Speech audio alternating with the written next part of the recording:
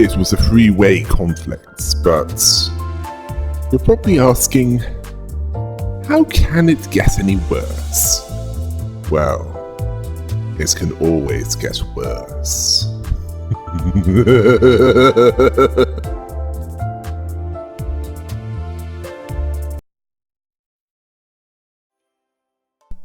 Jiha shouted at them to wait.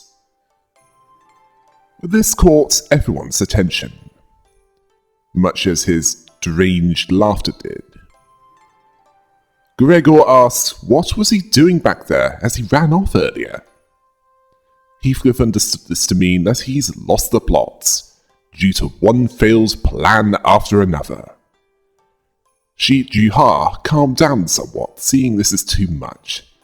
Apparently, everything is coming together according to his plan, asking if they've heard it too. The sound of the city, the sound of the Backstreets. Do they not hear the sound of crashing waves? This caught Ricardo's attention, causing everyone to stop fighting, and they noticed the low, crawling sound of something that was coming. Something melting, regurgitating, or perhaps boiling over. Perhaps seeping, siphoning. A trace that was at once living and dead, crashing and breaking, devoid of any recognizable stops. The lines between where it begins and ends blurred. And Otis saw that the current time was 03:21 hours. It was too late. The night in the Backstreets started 8 minutes ago.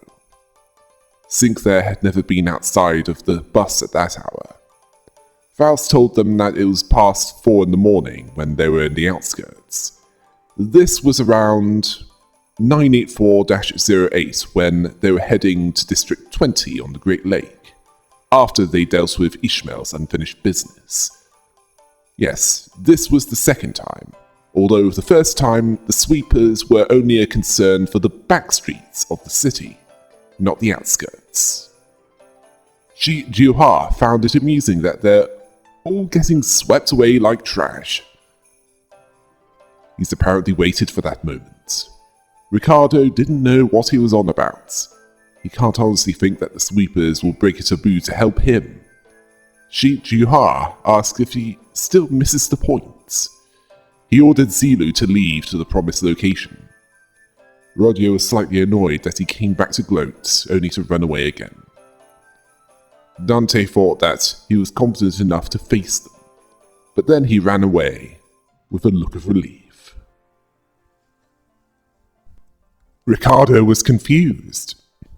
Did he actually expect the sweepers to help him? Dante consulted with Faust, who confirmed that sweepers don't invade residential areas. However, Dante was suspecting that where they were wasn't a residential area. Rodio wanted to know what they meant. That place had walls, beds, beddings, and... Then she realized that the walls were mushy and melty. It wasn't just Roger who realized what was going on. The walls of the Kazan had melted away, as if where they were staying was just a painting. I suspect that this might be another application of Q-Corp singularity that can make temporary buildings that can be dissolved when desired to do so, or they have a limited service life. As if it was intended to make temporary fortifications for a nomadic group. Regardless, the wave-like noise encroached right up to where they were. If they were in the bus, they'd pass around and cut straight through anything else, but here they cut straight through what remained of that building. They communicated in their own language, likely saying something like, "Food for the family! Let's feast!" This included a panic attack in Sinclair upon realizing this, surprising Don Quixote. Ricardo saw this as ridiculous, believing that they're breaking that taboo so brazenly. Ryushu was relishing the idea of facing the waves that night. Sinclair asked why was she so excited about this. Sinclair, she's a blood knight. This is her idea of a good night out. Urutis wanted to make some things clear. It's clear that if they do nothing but stand around, they'll be swept away by all of them. Sadly, a conversation between two sweepers didn't give them the option to move, so she sees that they had to make their stand there. They then proceeded to fight the sweepers. Let's remind ourselves of what the sweepers are. They're a mix of the head's instrument of terror to remind the people of the Backstreets to not get any ideas, along with organic waste disposal and population control. Although I admit, I don't see why that last part is needed for this, as the danger to life in the city is high enough without the night in the Backstreets. I spoke of this with someone I know, and I can see why they'd say that. Well, whatever the reason for this, it's unlikely to be a good one. The sweepers during the night in the Backstreets, which is between 03:13 hours and 04:34 hours, will seek out to consume any organic matter that it can find. Yes, any that they can find. And this is dead or alive. This is often used to get rid of any evidence of bodies for those seeking them out, which Argadia and the Smiling Faces, which were his allies at the time, they used this to get rid of Thelma, the corrupt director of She South Section 1. The only exceptions for consumption are children caught out there. The sweepers will take them alive to be converted into more sweepers. They wield orange hooks that liquefy what they hit, if exposed to it long enough, to be consumed as fuel to sustain them. If they don't sustain themselves, which isn't long for them, they'll die. They're mostly liquid and use the suit to contain themselves.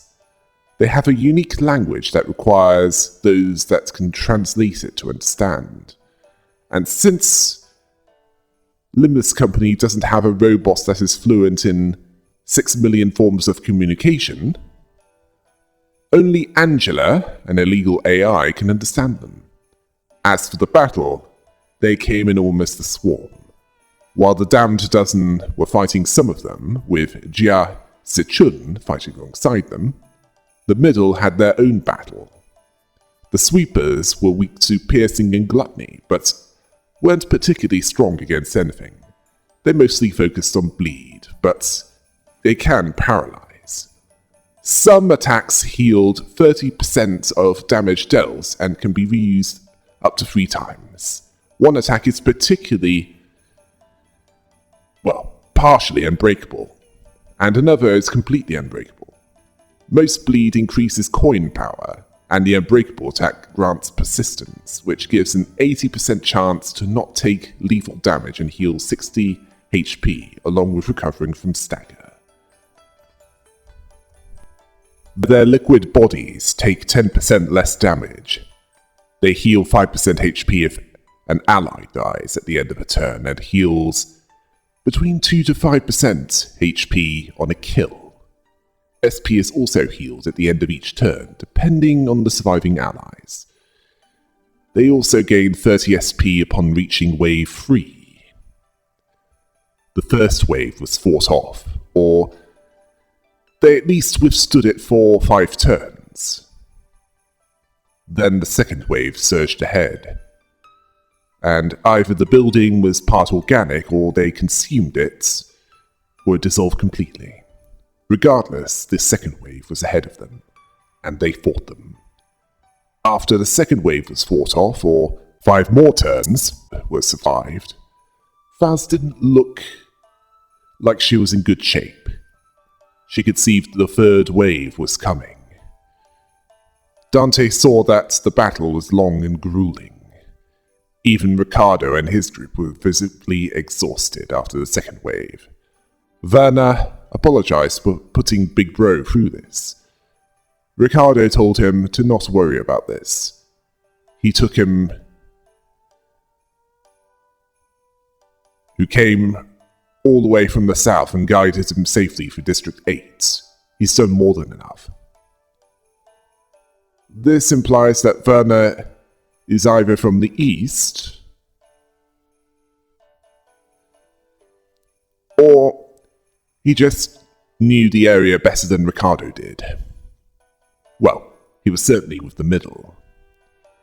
And at least with the middle, they're more consistent with their appearance. There's no regional variation. None could suspect that they would be fighting the sweepers. Werner was straining to continue. Dante observed that if the damned dozen could handle the sweepers, which was giving the middle trouble, that bodes well for future battles. Ishmael understood that if they fought the sweepers at the start of this, such as a year before, they'd be well and truly boned. While she had time to sharpen her weapon,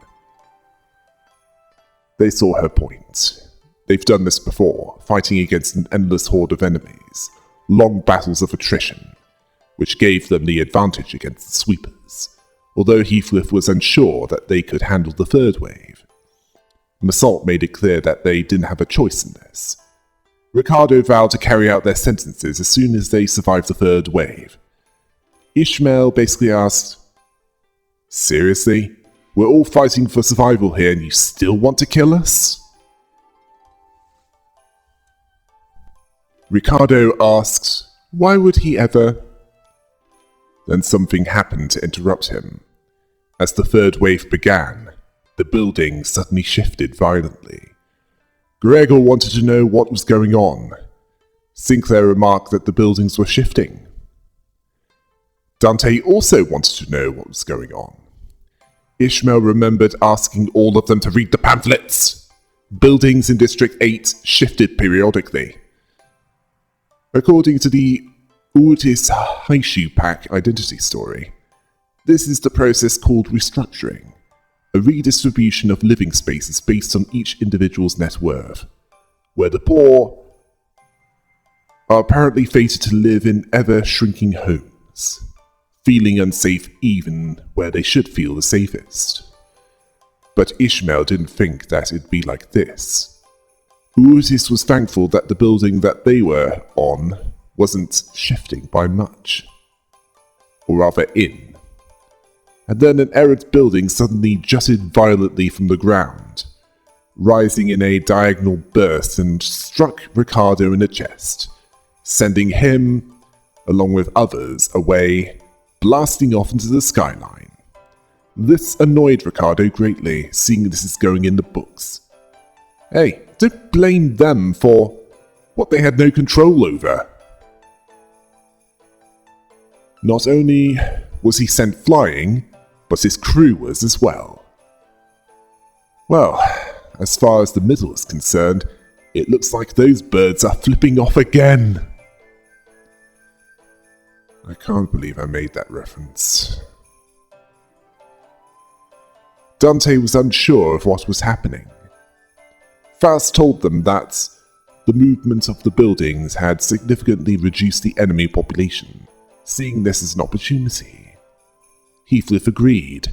Now that the middle were no longer an immediate threat, even Sinclair was more confident about their survival chances. Dante encouraged them. This wasn't the first time that they did something like this. They then proceeded to fight off the third wave, and after it passed, they survived the night in the Backstreets. Dante asked if that was the last of them. Otis told them that the current time was 0424 hours, 10 minutes until the night in the Backstreet ends, but they can relax now. They survived the night in the Backstreets. Faust informed them that the building was no longer shifting. Stability had been restored. Otis told them that they did it. Heathcliff was relieved by this. Then most of the damned dozen collapsed to the ground in exhaustion. The Kazan that was there was no longer there. They were on the top of a roof, as they had just awakened from a building that no longer existed. Gregor thought that it was a tough battle.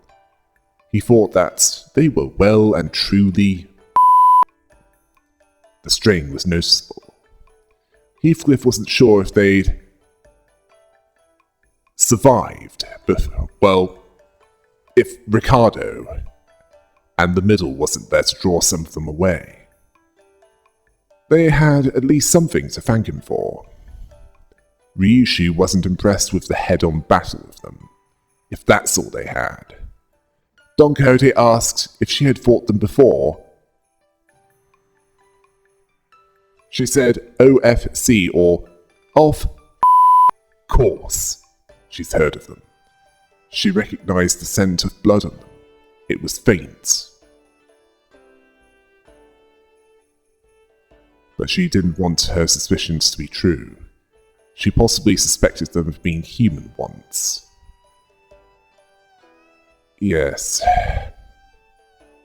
She then decided not to think about this too much. Ryushu wanted to dig deeper. Letting inspiration slip through her fingers is the death of creativity.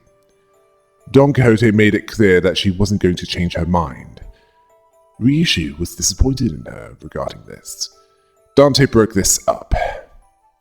They could discuss this later, as Shi Jihua was back, who was impressed. They actually survived. He didn't have much confidence that they could do that. He was clearly waiting for the sweepers to pass before he re-emerged. He didn't go far. Dante suspected that a new deal was agreed upon while they were fending off the sweepers, as Zelo and the Malbranche was ready to attack them. Otis saw that things were dire. They had fought too many high-risk, high-fatigue battles in succession. She advised avoiding this battle. Heathcliff didn't see this as an option. Dante looked around, as most of them were either dead, trampled, or chopped to small pieces. Even at best, they were barely holding on. They could bring them back, but since they were surrounded, they were uncertain if they could do this in time to protect them. That might just cut them down as soon as they get back up.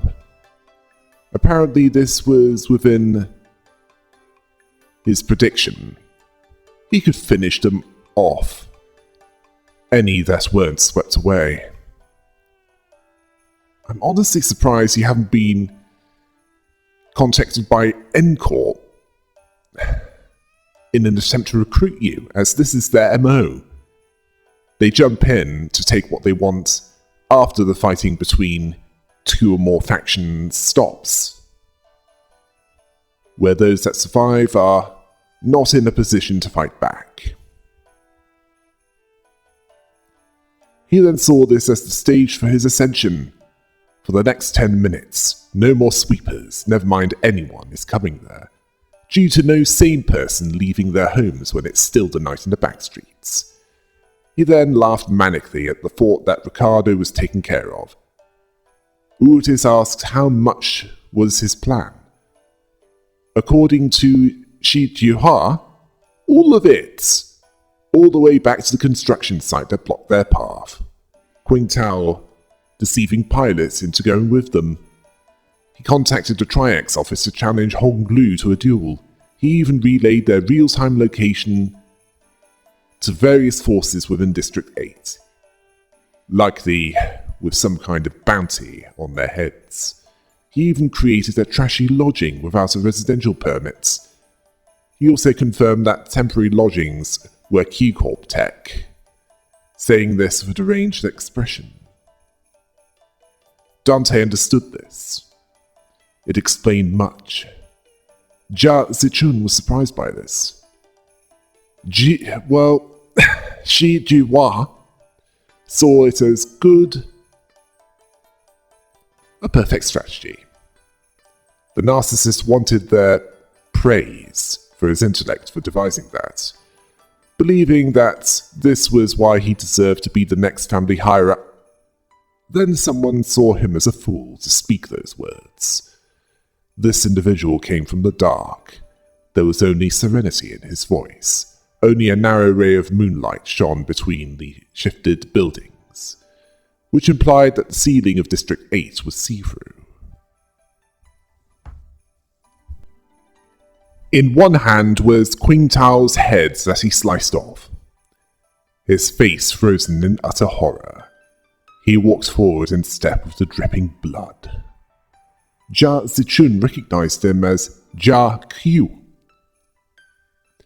She saw that Shi Jihua was working for someone, and it was him. Shi Jihua asked why he had Qing Tao's head. Jia Qiu told him that he brought back the wayward pet to his master, that it may once again be leashed. A woman was with him, wielding a bansao fan. She saw a serpent. Jia Qiu told her to leave it, no need to chew it away.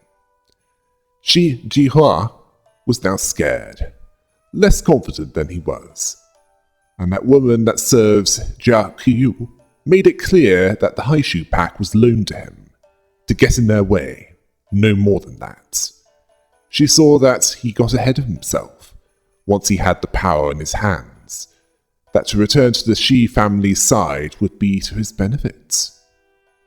This is a narcissist's biggest annoyance, things not going as planned, asking if she knew all along. She wanted him to define what everything was to him, seeing his vision as too limited for Jia Qiu, seeing the wise as failing to peer through his narrow vision, where he feigned abandonment from the Shi family to secure Jia Qiu's trust. So, yes, they do know everything. Shi Jihua knew that he was in deep. He started begging for his life, willing to share the most guarded secrets of his family, speaking of the 10 blades of the East and the thumb. Ah yes, a finger that uses firearms. But before he could finish, a serpentine blade that's not wielded by Iori the Purple Tear cut his head off. Jia Qiu advised Shi Jihua to guard his tongue against creeping desperation. That woman saw that they gathered enough intelligence. He told them not to pursue the serpent. Zilu understood.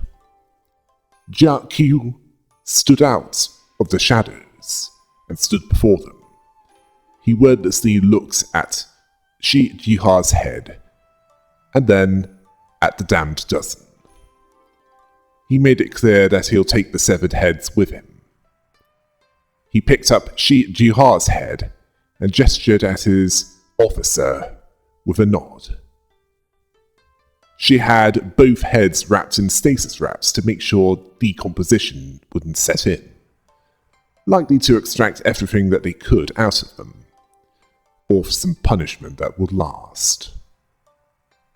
Jia Qiu chose to ignore the others there, clearly not seeing them as a threat or worth interacting with that much. He ordered Zilu to return to him once he's finished there. And she understood.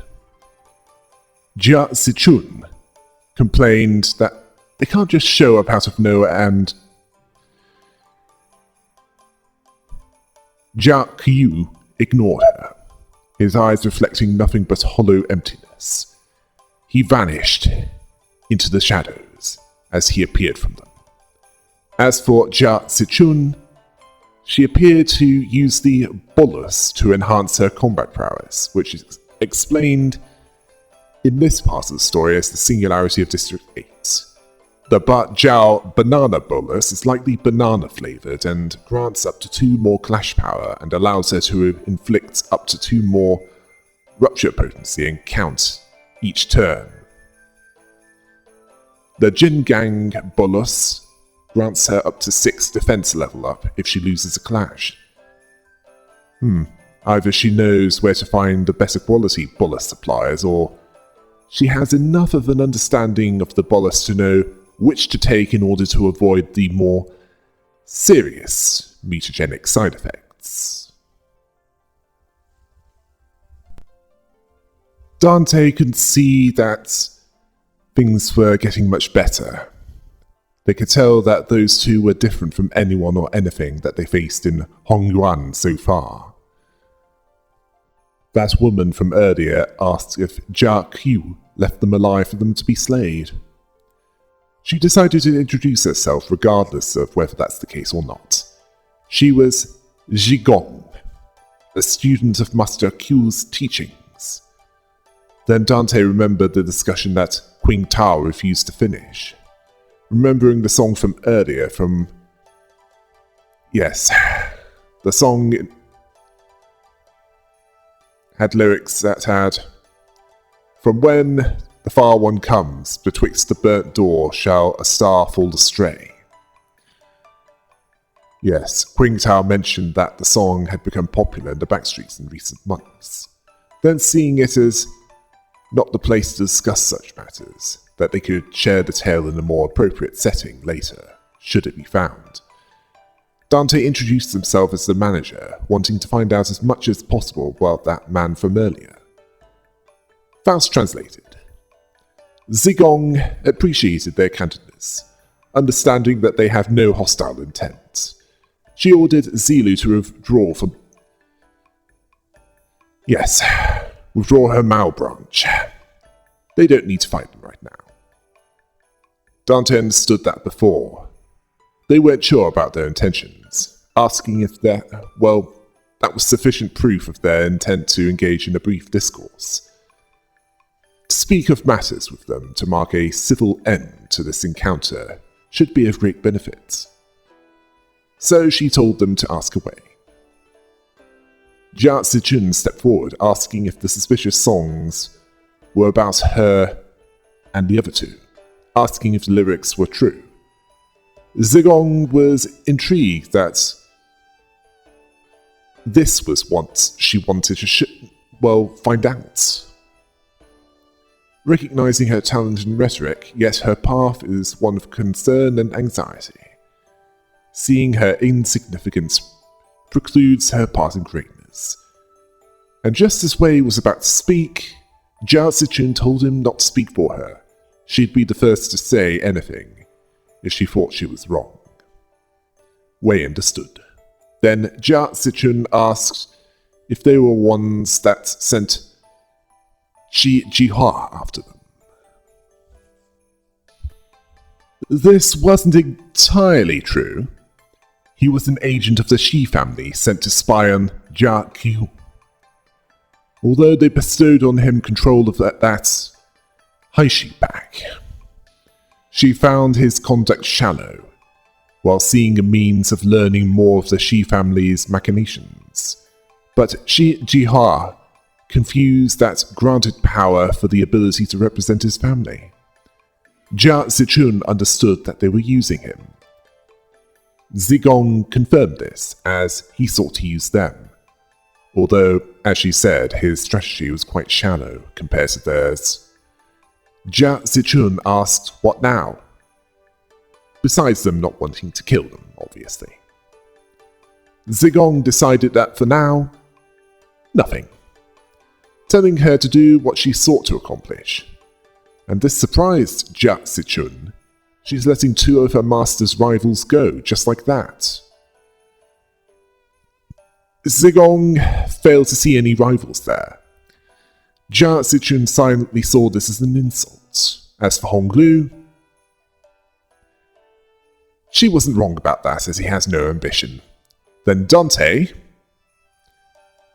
Zigong patiently waiting for the message, asking why She ordered Jiuhua to attack them, if they're not even her rivals. And Faust translated that. Zigong spoke of seeking to gain understanding through fear, yet they remain wanting. Jia Qiu said that if one learns nothing from a plight, then no discourse shall bear fruit. She gave this puzzling comment and then brushed past them, rather than giving a straight answer. She then saw it as a good time to depart, giving them enough courtesy, advising them to stay within their borders as they have so far. She despised an odd splash of ink marring a great painting. Then Zigong, Zilu, and the Haishu pack disappeared. Utis was relieved that they were gone. Jia Zichun was exasperated from the lack of answers. Utis collapsed, and the others were either dead or barely alive, along with Jia Zichun. Wei was tending to her wounds, being in much better condition. Dante somehow survived without losing their head. That night, where they survived multiple threats to their life, ended. At the dawn of that day, Jia Zichun explained what happened to Honglu. He knew who that was. They took a quick walk outside to recover a little from the exhaustion of that night. Dante also knew they had to decide what to do next. If they wanted to travel with Jia Zichun, who was going to the same place as they were. Jia Zichun was annoyed that he wasn't concerned about this. How is he maintaining that irritating poker face through that whole conversation? Honglu denied this. Jia Zichun wasn't convinced. Her family is always hiding something. He is likely doing that too. She advised him to tell her now. She doesn't have time to stroll with one that will be her enemy. He made it clear that the seat of the family hierarchy is of no... She decided to let it go, as even if he was lying, he's got nothing to prepare for that anyway. They then slowed down to walk up to Dante. Jia Zichun understood that Dante leads the bus department of Limbus Company. Dante confirmed this, understanding that this was what she wanted to discuss earlier. Jia Zichun told Honglu to translate, which Honglu did. She then made a proposal. She wanted to join forces with them for as long as the family hierarchy evaluations were happening, to help her out. Dante was asking themselves if they can do that.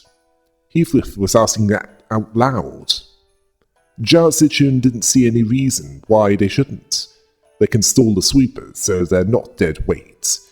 She also reminded them that they're heading to the same place anyway. They needed someone to tell them what they need to do once they get there. As for the competition, Honglu doesn't give a about it, so she asked them to join her and help her become the family hierarch. Unlike her older siblings, she pays her debts, favour or grudge. It's the same for her. She's even willing to have it in writing if they don't trust her. Dante asks if they can do that. Faust saw Jia Zichun's explanation for her plan flawless. Having an ally at the apex of a wing would be beneficial to Limbus Company as well. Considering that, Dante saw no reason to refuse her offer. Honglu gave Jia Zichun the short version. This pleased Jia Zichun. And to mark this occasion and to cement the upcoming coalition, a grand banquet would come, which would be on her. Once they're close to the central zone and they find a nice kazan to do that. She told Dante that they should make this work. Dante agreed. Jia Zichun reached out for a handshake. Although they were bewildered, they shook her hand in return. Dante saw her as the first ally they made that wasn't specifically selected by Limbus Company. They hoped that they could make an ally that doesn't meet a terrible end. Yeah, most of them either died or betrayed them.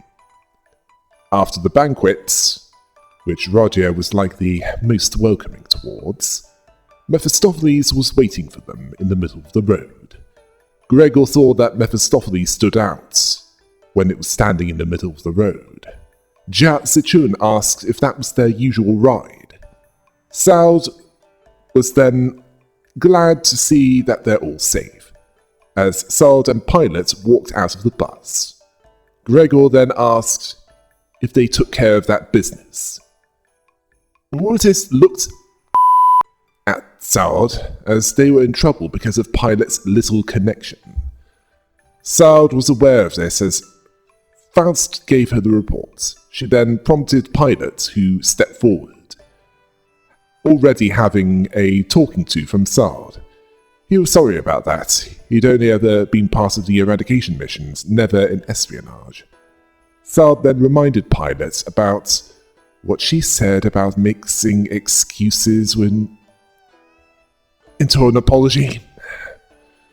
He then said an apology without any excuses. Qingtao approached him and sweet-talked him into going along with his plan. He was overconfident, assuming that he knew better than his superiors. Saud was sorry too. She forgot that he was still new to this. So of course, he was prone to making mistakes like those. They'll both need to write letters to explain their failure together. Dante asked if they'll both get disciplined for this. Faust confirmed this, but it won't be significant as the bus department came out largely unscathed.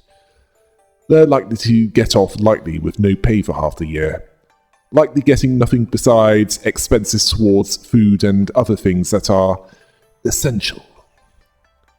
Not being paid for anything that they could use for their own personal use.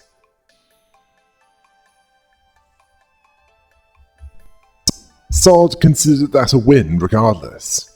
Pilot promises to do better next time, to give them good assistance. Sal told him that he really should, with an implied threat in her voice. He'll have no choice but to become a contributing member of the Before team when she's done with him. They should get to that. And Pilot, let's hope you've packed clean underwear, as you're certainly going to need them. Saud isn't going to let anyone die or get fired if she could help it. Sinclair remembering Effie and the others dying in car. Dante agreed, as unlike the damned dozen, they can't come back. Then Rodia remembered to tell Saud that going forward they're going to... Saud then relayed orders from the LCA, the Special Operations Unit. She produced a small device from her pocket and she read from it, where upon arrival at the central zone of District 8, the bus department will participate in the family hierarchy evaluation with a candidate. Jiao Sichin told her that they were going to do so anyway. They're going to be her... Saud finished by saying that the candidate will be Honglu. This surprised Dante, and Jia Sichun was telling Saud that they can't do that, and she wanted to make the damned dozen throw up all that they ate. Well, it was hardly their fault. How were they supposed to know this would happen? This was likely before the arrangement that they made was, well, made. Something that upper management was unlikely to be made aware of. Okay, that pagoda in the distance, during the fight against the sweepers, is likely where they're headed, as it's similar to the image for Chapter 8. It's hard to tell if Jia Sichun will be antagonistic towards Limbus Company, or if the deal still stands and they'll let her beat them. Although, not without a fight, just so they don't look suspicious. As for Jia Qiu, his name stems from the Chinese philosopher Kong Qiu, or Kong Fuse. or as the Jesuits called him, Confucius. As far as ancient philosophy was concerned, he's up there with the Buddha in India and Socrates in Greece. Also, Kong-Ryu had two disciples called Zigong and Zilu, both of which were with Jia-Q, although the real Zigong was male as far as I was aware. As for the destruction of the Kong family that was put into song, it was likely that he was adopted into the Jia family. His robes, which featured a dragon, was likely a reference to the legend of the real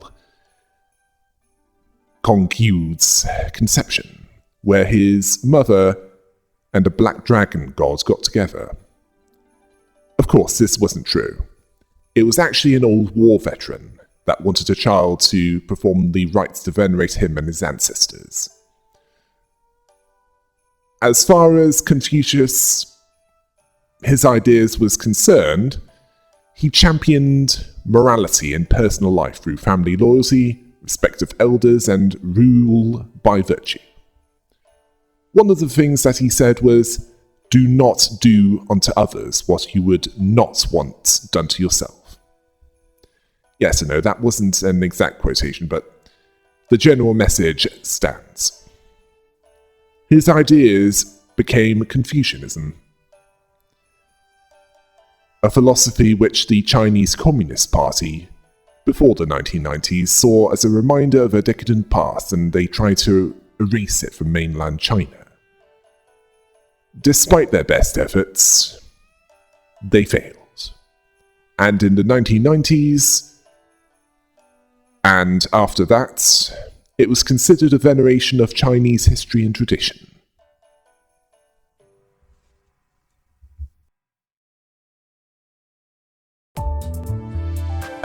Well, there's a few other things to deal with before the next chapter. Until next time. Hail the rabbits!